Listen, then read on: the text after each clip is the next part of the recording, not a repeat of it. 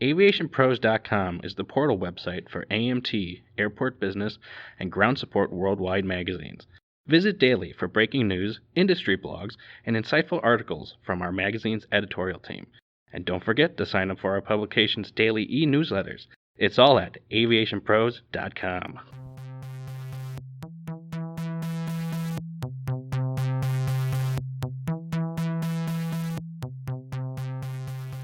Hello, everyone, and welcome to another edition of the Aviation Pros podcast. I'm Joe Petrie, Editorial Director for Aviation Pros. The Gerald R. Ford International Airport Authority positions itself in a new industry leadership role with the recent launch of the Ford Launchpad for Innovation Technologies and Entrepreneurship, or FLITE, which provides grants and testing opportunities for companies focused on bringing emerging air travel technology solutions to market.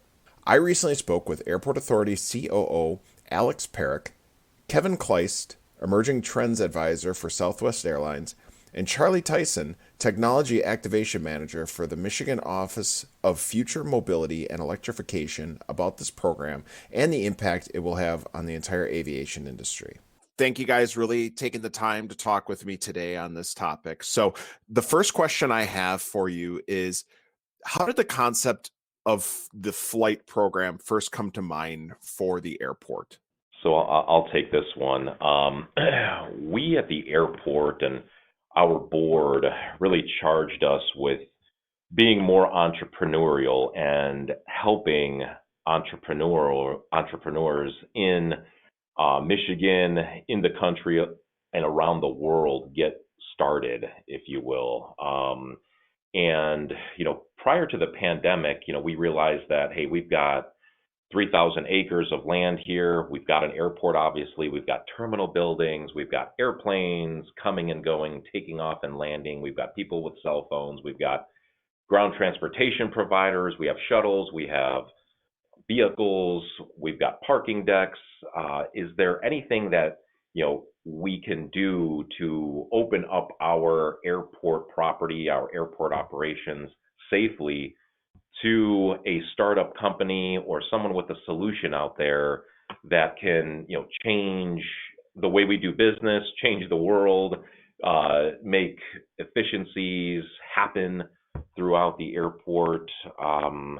And so that's what the original kind of, intent was. And we reached out to people in the community, specifically, the state and Charlie's group, the Office of Future Mobility and Electrification, to see if we can, do something around, these initiatives.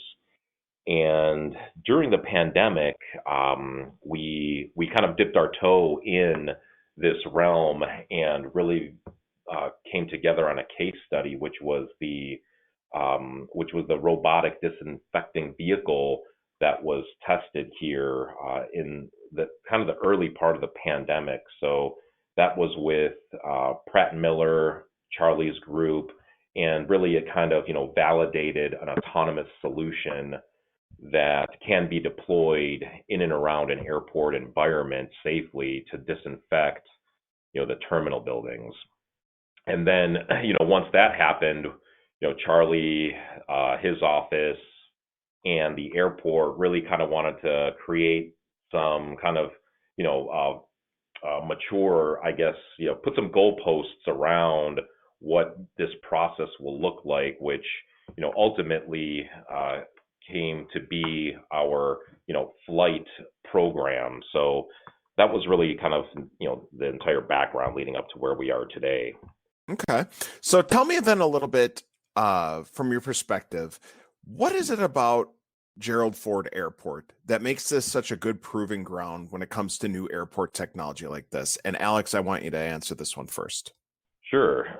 So we've got a great environment to support startups and innovative technologies. And it starts from the top, really. It starts from our CEO, Tori Richardson, our board, who really kind of drives the entrepreneurialism. We're an airport authority. We can move really, I would say, at the speed of business. And we have an environment here physically that can lend itself to a great environment, a live environment.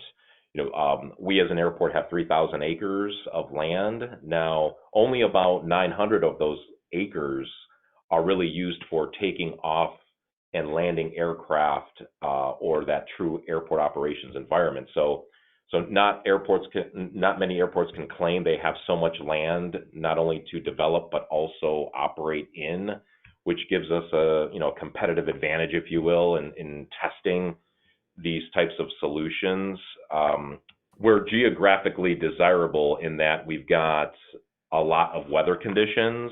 So not only, we have, the summer, the winter, we have snow, we have ice. If there's a solution out there that needs to, I guess, navigate or traverse these different types of, I would say, obstacles, if you will, on the outside of the terminal buildings or on our land, we've got that also. We've got a lot of activity happening here at the airport that is, maybe outside any other kind of like testing facility, not necessarily airports, with so many people coming through our building.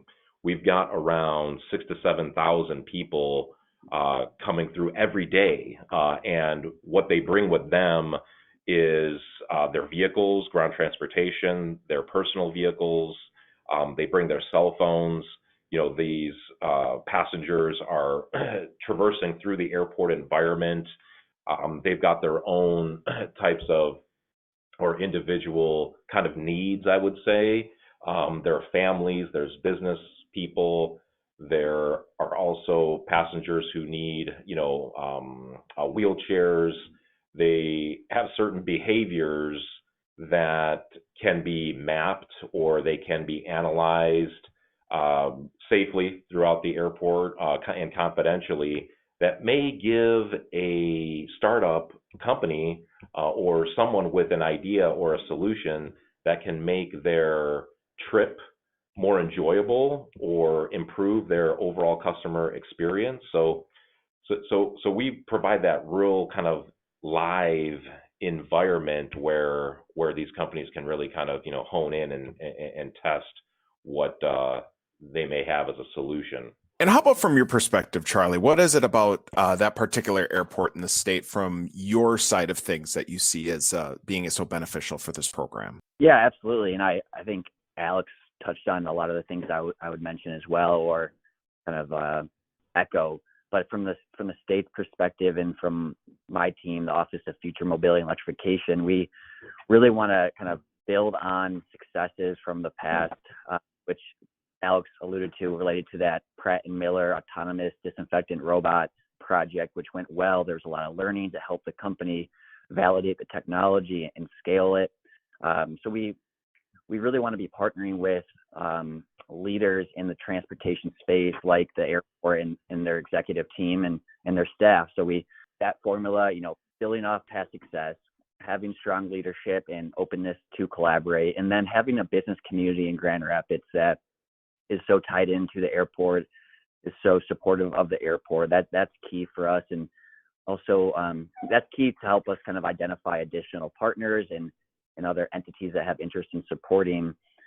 So all of that combined really creates a really interesting platform and an attractive environment for startups and emerging companies globally to test their technologies on site, engage the local community, hopefully identify talent or workforce development opportunities, hiring from local academic institutions, and identifying potential facility space in Grand Rapids and West Michigan, et cetera. So all of that, the airport provides that really perfect formula for the state and our office to partner with and to create this asset that can help companies test and then hopefully further invest in West Michigan.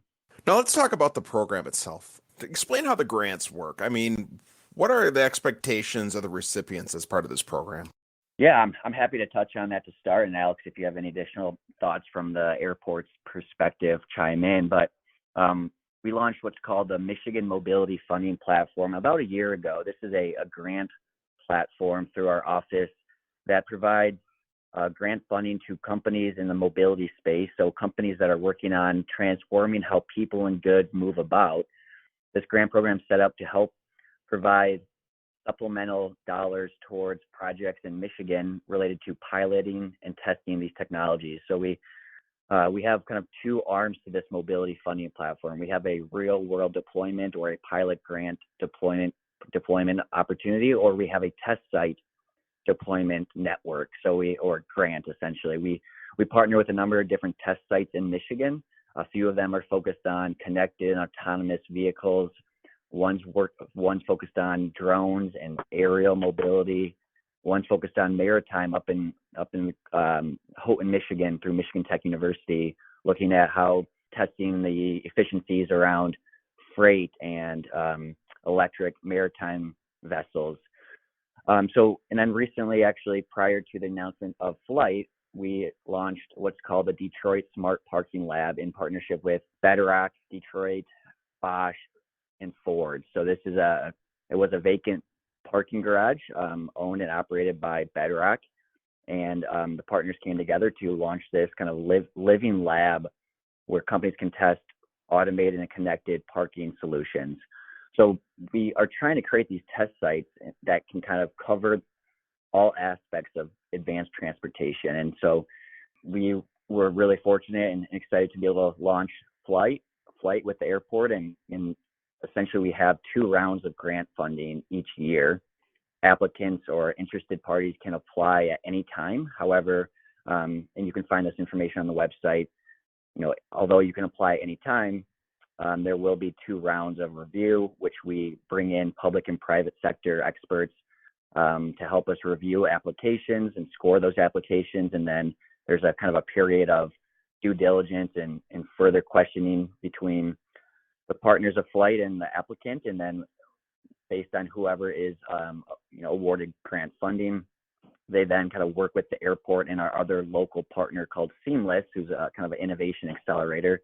They work with the partners after being notified of the grant to build out the scope of their project, timeline, kind of reporting, and what milestones they're looking to hit.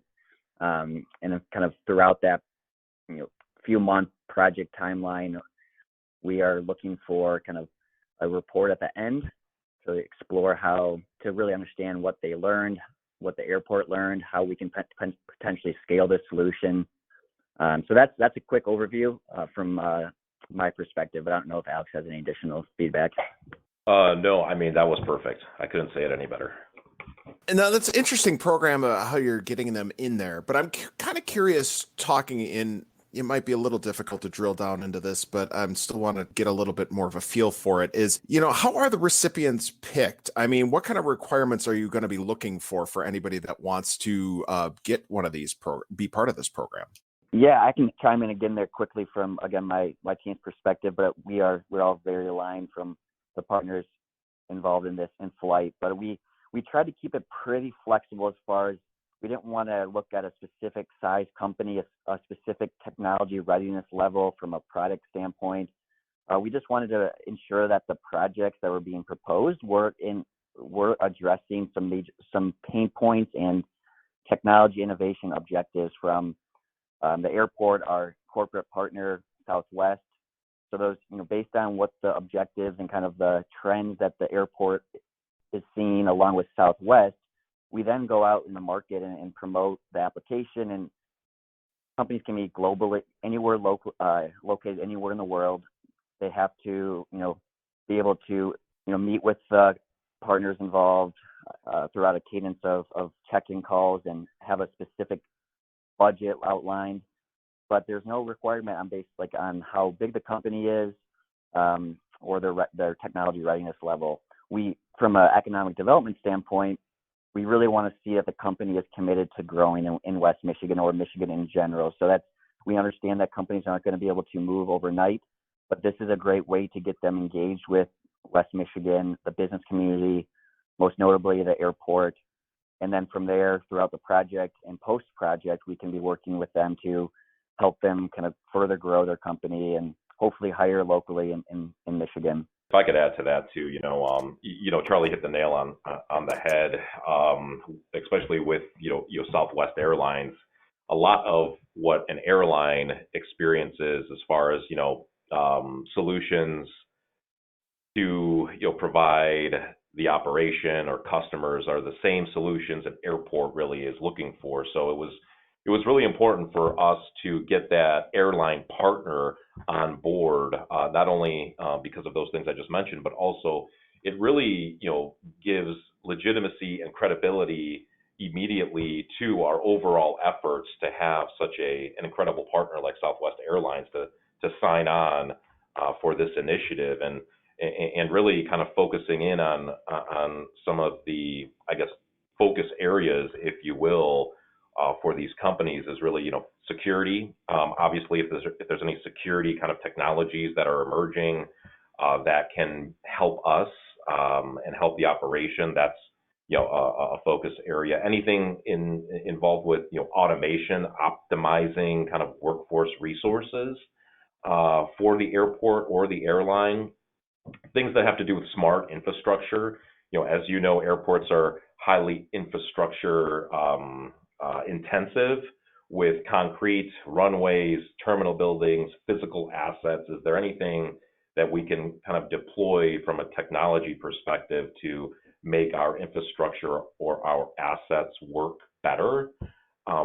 Another area would be data analytics, or what we call a hold room of the future. Can one of these companies kind of dive into what a kind of hold room or gate of the future would look like with any type of like innovative kind of technology enhancements, and also safety too? Are there any kind of things out there from an airport environment that these companies can solve in terms of safety? Airport operators and airlines, we live the business, we come in every day, and we're living it day by day. But if there's any kind of improvements, not only in safety, but these other kind of focus areas that we're missing, we'd love to get that kind of fresh outside perspective in making it all better.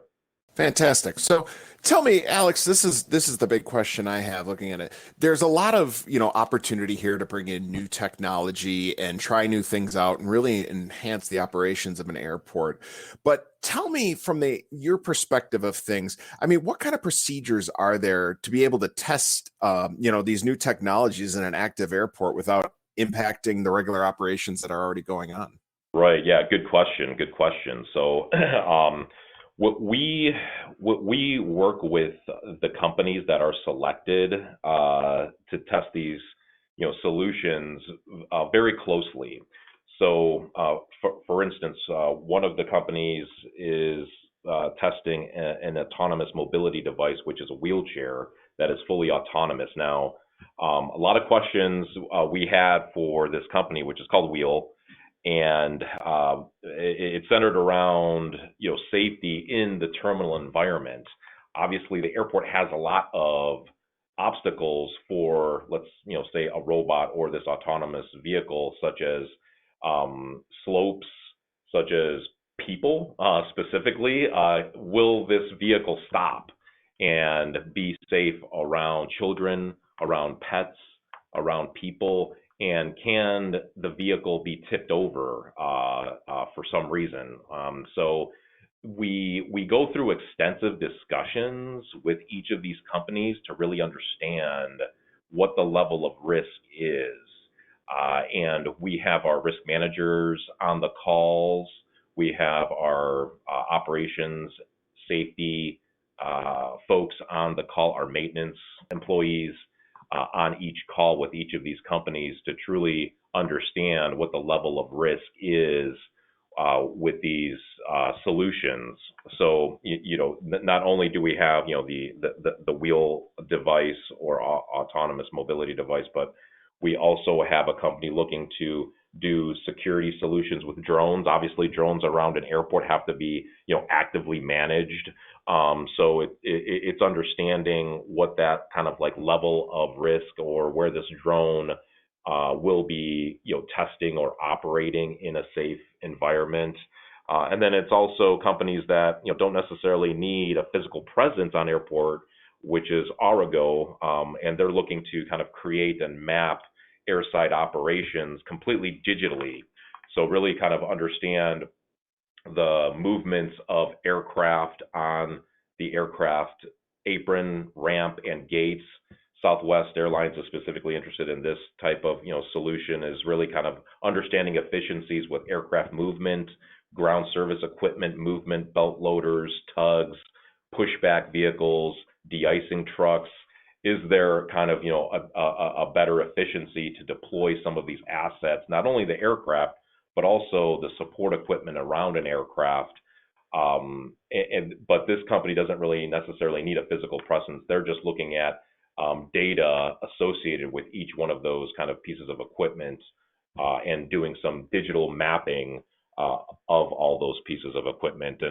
And overall, they need to have insurance, of course, too. So we're looking for some of the the check boxes with they are insured and they have the appropriate agreements in place with us and overall with their insurance carriers. But it really comes down to discussing, meeting with them, viewing the actual kind of equipment if it is deployed on airport property to ensure an overall safe operation here at the airport. So one other question I had is, tell me about the advisory committee. I mean, there's a lot of different airports and representatives that are involved in this outside of just Gerald Ford. I mean, what role is this advisory committee going to play, and how were they all chosen as far as the membership? Yeah, I'm happy to hop in there. And then again, as always, definitely want Alex's feedback or response as well if there's anything else. But as we began planning for this, we brought in a couple different partners. We were really excited to bring in Southwest Airlines. Of course, the Gerald R. Ford International Airport was the main kind of landmark partner, if you will. And then we quickly realized we needed to make sure that we were understanding where the overall global airport innovation market is going, or the trends in the market. And as much as the airport executives and leadership team are plugged into all the other kind of the trends in the market, we brought in a partner called Stantec Gen AV. So Stantec's a kind of a global advisory firm that supports multiple different industries, and my team has worked with a kind of a division within Stantec that focused on autonomous vehicles, and they've worked with a couple other airports in North America to kind of explore their innovation objectives and deploy technologies. So bringing in Stantec Gen AV was really helpful in helping us understand what other innovations are being pursued at airports globally, making sure that we are deploying projects that could scale. And by working with this advisory committee, we can understand kind of getting their feedback on applications, having the project teams that are awarded grants, meet with these advisory committee members. And hopefully the goal is to have these companies further grow in West Michigan and Grand Rapids, but establish business opportunities in the global market, working with the advisory committee. So the advisory committee includes Edmonton International Airport, Nashville International Airport, Minneapolis St. Paul International Airport, San Antonio International Airport, San Diego International Airport, Tampa International Airport, the U.S. Air Force, and Vantage Airport Group. So definitely a great group of large airports that can provide advice or feedback on the applications that are being reviewed. And then, as I mentioned, big goal here is to help these projects that are proven and scaled out of Grand Rapids Airport to the global market. Yeah, and if I could just add to that, that list of airports that Charlie just went through, that they present their own type of, differing airport environment, if you will, that complements our airport environment, as being that kind of, landmark airport to test these products. They've got, obviously different kind of, passengers, or even kind of like local passenger behaviors or needs. They provide obviously the international type of passenger on a different kind of scale or volume, and actually being in Canada or in another country and working through whatever the Canadian airport environment has, or even on the kind of regulatory side. And those nuances will help a startup company be able to scale their product. And with the passenger kind of volumes that are differing at all these other airports, also the geography changes too, especially if it's a solution that has to kind of behave externally from the terminal building. So this is a great cross section of other airports that provide their own unique contributions to testing a solution. So I guess my last question then for you today is, I know it's an early days with this program, but what does the future look like for it? I mean, what kind of backing are you looking to get involved with this? And really, how do you want to see it expand and, its reach go over the years? I'll hop in first here again. So from the state perspective and my team's perspective, and really our objective is to make this sustainable. We want to continue to provide grant dollars to companies to test and kind of offset the cost of testing. But it's super important for us to further engage industry and businesses in West Michigan to understand like how the airport and this innovation program can support their objectives. Are there ways to improve transportation to and from the airport, working with local transit agencies.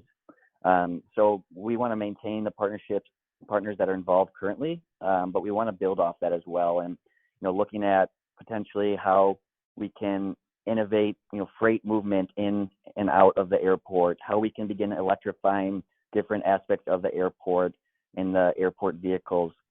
And with that, we need to be engaging again the private sector, understanding their objectives, and then also the public sector. So working with other state agencies like the Department of Environment, Great Lakes and Energy, MDOT Aeronautics, their division, really trying to align this program in a way that can be mutually beneficial across all parties. But I'll hand it over to Alex for his thoughts. It's hard to follow that. I think you nailed it. I can't really add to that. That's great. Wonderful. Well, thanks guys for talking to us today about this program. It's really exciting to see something like this take off in the industry, and I can only imagine what kind of amazing stuff we're going to see come out of it.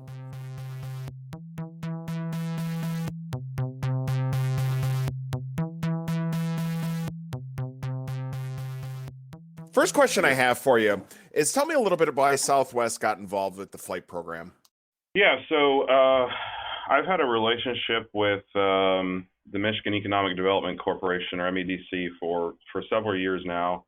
Been working with them a lot and just getting connected to startups and new companies out in Michigan. And they've introduced me to several companies and groups just to get some learnings, kind of understand what's happening in the world of autonomy and some other technologies. And so it's been just a really great partnership and connection out there.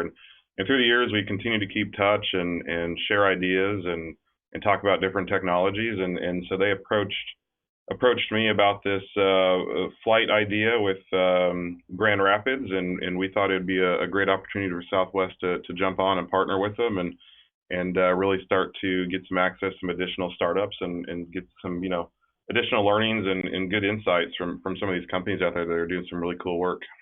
So tell me, with your relations in that part of the country, what is it about that area and just working with Grand Rapids and that part of Michigan with the history you have that gives you the kind of confidence that you'll be able to get some quality testing going on at that site?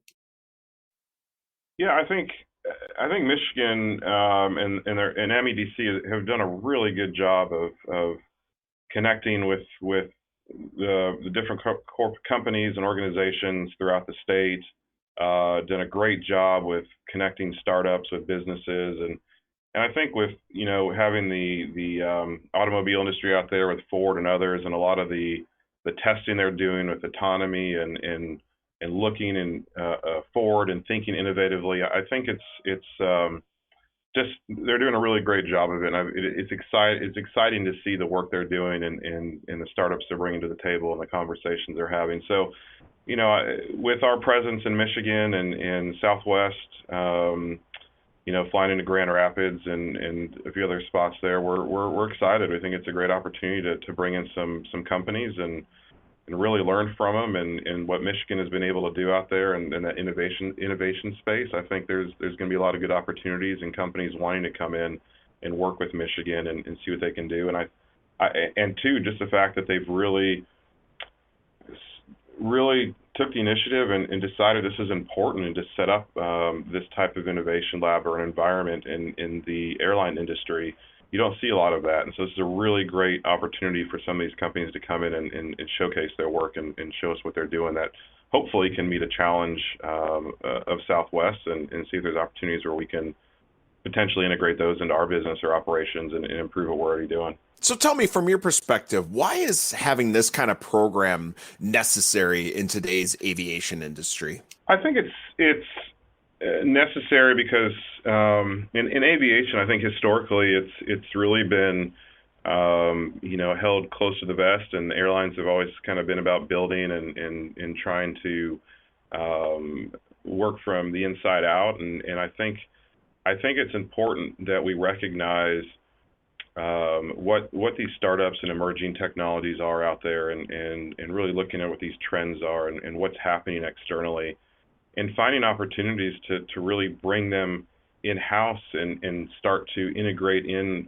with the airlines. And I think instead of reinventing the wheel, there are companies out there that are doing a really good job of meeting different challenges and needs. And I think it's really important for us to reach out and be engaged in those communities, because there are a lot of really neat, cool things out there that once you see and have an opportunity to kind of get hands-on with, you can really recognize the potential and the opportunities to meet several different challenges or needs that you might not have necessarily have thought of initially if you're just working kind of with your internal resources. So I think it's important that we continue to expand our thinking a little bit. I think we've got some super smart people here at Southwest, and they're doing a great job. And I think now just also having the engagement with that community of startups and new technologies, bringing those together it brings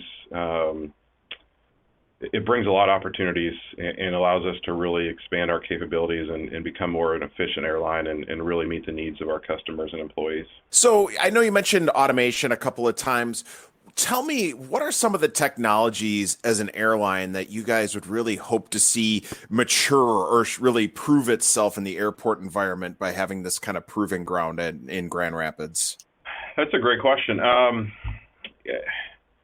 There's so many different technologies out there right now and things that are happening, but one that I've talked about recently, I think AI is going to play a big part in the aviation industry, especially at airports, and using computer vision and within that AI kind of framework. I think it's really going to move quickly, and there's going to be some really cool things I think that can happen with it. It's, looking at using AI and computer vision to look at what's happening out on the tarmac and really understanding the turn and what's happening throughout the turn and having that full visibility into the turn.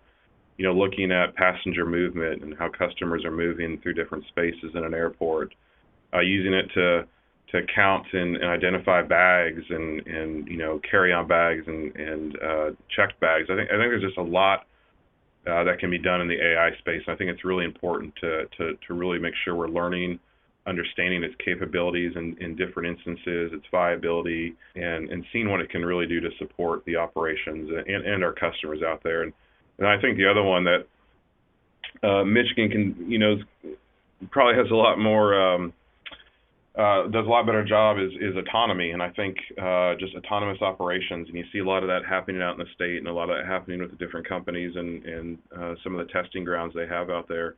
And I think really being able to find some great opportunities to test autonomy, both within the airport and out on the tarmac, is going to provide a lot of value and ensure that we continue to have safe operations, but they're reliable and efficient as well, and we continue to really connect people to what's important in their lives. And I think the autonomy and AI are going to be some cool technologies that are going to help do that for us.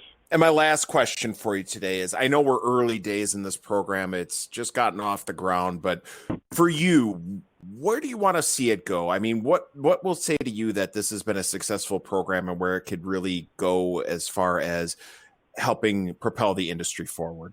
I think it's just the seeing a lot of companies and startups really wanting to be engaged with this flight program. I think, it is new, it's in its infancy, but I really am hoping it gains a lot of traction and you start to see a lot of companies wanting to apply for these grants and be part of the program. And I think that's going to be one key piece of it that I think is going to be really important, that we're going to have a lot of interest and people are going to want to showcase the work they're doing. Because to me, that shows that what's happening with flight is driving change, whether it be short-term or transformational. And I hope these companies and startups really see that and recognize this is a great opportunity for them. And hopefully you'll start to see some companies come out of it that we may not have run across or identified. And I think that's one good success measure. The other, for me, it's finding opportunities that I can integrate back into our operations and our business. I think this is a great testing bed, and I've always said,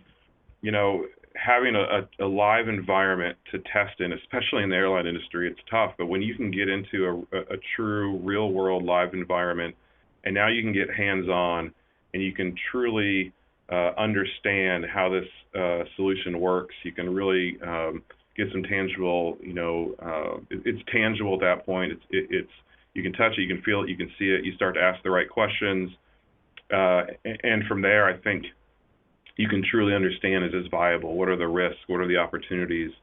And to me, that is just invaluable, because now you've got a place where you can do that and truly gain the experience and very then quickly turn that around and hopefully integrate it into the airline. And I think, to me, those are going to be two big drivers of success for Southwest as we go through it. Wonderful. Kevin, thank you for that insight. Yeah, of course. Thank you. I really appreciate the time. For the latest developments in technology innovation, make sure to subscribe to one of our daily newsletters, along with Airport Business Magazine. I'm Joe Petrie. Thanks for joining us today.